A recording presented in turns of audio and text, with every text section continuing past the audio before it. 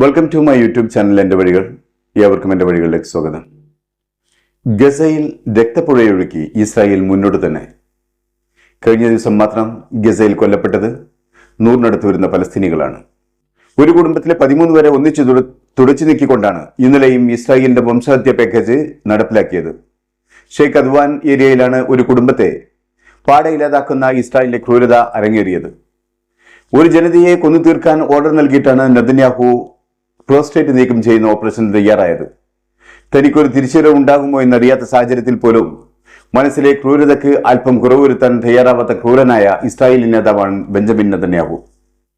1200-നടുത്ത് വരുന്ന ഇസ്രായേൽ ജനതയുടെ ദാരുണമായ കൊലയ്ക്ക് പകരം നിരപരാധികളായ 47,000-ലധികം വരുന്ന പലസ്തീൻ ജനങ്ങളെ കൊന്നുതള്ളിയിട്ടും പകതീരാതെ ഇന്നും ഓരോ ദിവസവും 100 കണക്കിന് പലസ്തീനികളെ കൊന്നൊടുക്കുകയാണ് സയനിസ്റ്റ് സേന.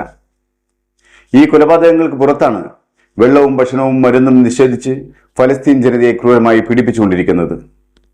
ഇപ്പോൾ സ്വന്തം വാസസ്ഥലങ്ങളിൽ നിന്നും ഒഴിഞ്ഞു പോകാൻ ഇസ്രായേൽ സേന ഫലസ്തീനികളോട് ആവശ്യപ്പെട്ടിരിക്കുകയാണ്. സ്വന്തം രാജ്യത്ത് ഒരു അവകാശവും ഇല്ലാതാക്കപ്പെടുന്ന ഒരു ജനതയുടെ നേർക്കാഴ്ചയാണ് നാം ഗസയിൽ കാണുന്നത്. ഓരോ ദിവസവും 100ഓളം വരുന്ന ജനതയെ അവരുടെ മണ്ണിലും വിണ്ണിലും കയറി കൊന്നുകളയുന്നു. അവർക്ക് ഭക്ഷിക്കാനും ഉറങ്ങാനുമുള്ള സ്വാതന്ത്ര്യം നിഷേധിക്കുന്നു. അവരുടെ കുടുംബങ്ങളെ കൂട്ടത്തോടെ ഇല്ലായ്മ ചെയ്യുന്നു. സമാനതകളില്ലാത്ത അധിനിവേശത്തിന്റെ നേർസാക്ഷ്യം തന്നെയാണിത്. അടിച്ചമർത്തപ്പെടുന്ന ഒരു ജനതയുടെ ആത്മരോധനത്തിന്റെ പ്രതിധ്വനി പോലും ഇല്ലാതാകുന്ന അതിദയനീയമായ കാഴ്ച. ഗസയിൽ മനുഷ്യന്റെ പച്ചമാംസം കത്തിക്കരിയുന്ന രൂക്ഷഗന്ധം അവസാനമില്ലാതെ അന്തരീക്ഷത്തിൽ നിറഞ്ഞു നിൽക്കുകയാണ്. തളം കെട്ടി കിടക്കുന്ന ചോരയുടെ ഗന്ധം വായുവിൽ നിറഞ്ഞു പടരുകയാണ്. അടക്കിപ്പിടിച്ച തേങ്ങലുകളുടെയും ഹട്ടാസങ്ങളുടെയും യാത്രകളുടെയും മങ്ങിയ കാഴ്ചകളും ചിതറിയ ശബ്ദങ്ങളും ഇന്നും തുടരുകയാണ്. ഇസ്രായേലിന്റെ വംശഹത്യ കൃത്യങ്ങൾ കൂടുതൽ ശക്തിയാർജിക്കുമ്പോൾ ലോകത്തിലെ ഭരണാധികാരികൾ നിസ്സംഗരെങ്കിലും മനസ്സാക്ഷി മരവിക്കാത്ത ലോകജനത കൂടുതൽ ശക്തിയിൽ പ്രതിഷേധവുമായി മുന്നോട്ട് പോവുകയാണ്. അമേരിക്കയിലും മറ്റു വെസ്റ്റേൺ രാജ്യങ്ങളിലും ഗസൻ ജനതയോട് ഐക്യദാർഢ്യം പ്രകടിപ്പിച്ചുകൊണ്ട് കൂറ്റൻ റാലികൾ നടക്കുകയാണ്. പക്ഷേ ഭരണാധികാരികൾ ഒച്ചുകളെപ്പോലെ അന്തർമുഖരായിരിക്കുകയാണ്. എല്ലാവരുടെയും ചിന്തയിൽ ഇസ്ലാമോഫോബിയയുടെ ഹാങ് ഓവറാണ്. കൊന്നും ചത്തും മുസ്ലിങ്ങൾ നശിച്ചു കാണണമെന്ന് ലോകത്തിന്റെ നല്ലൊരു ശതമാനവും ആഗ്രഹിക്കുന്നു. ഇസ്രായേലിന്റെ തലസ്ഥാന നഗരമായ ടെലവീവിലടക്കം അതിശക്തമായ പ്രതിഷേധ പ്രകടനങ്ങൾ നടക്കുന്നുണ്ട്.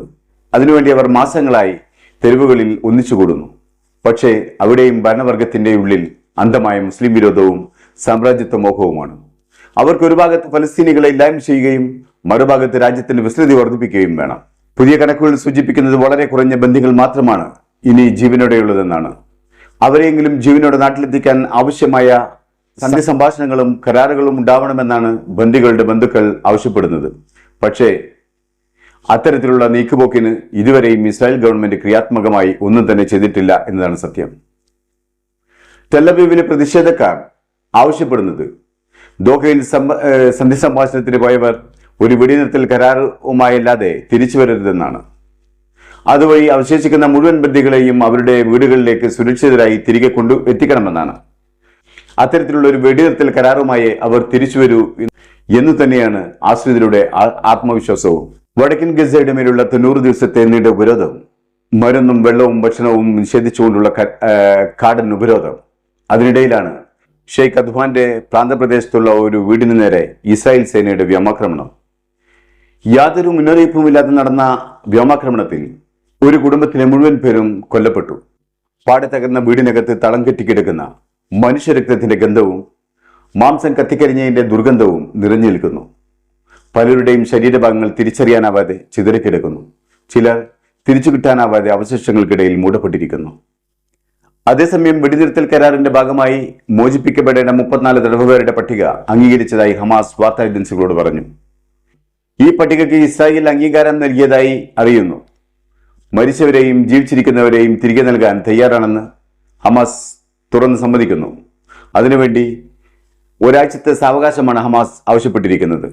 എന്നാൽ ഈ കരാറിന്റെ സാധുത ഇസ്രായേലിന്റെ വെടിനിർത്തലിനെയും സ്ഥിരമായ സൈനിക പിന്മാറ്റത്തെയും ആശ്രയിച്ചായിരിക്കും.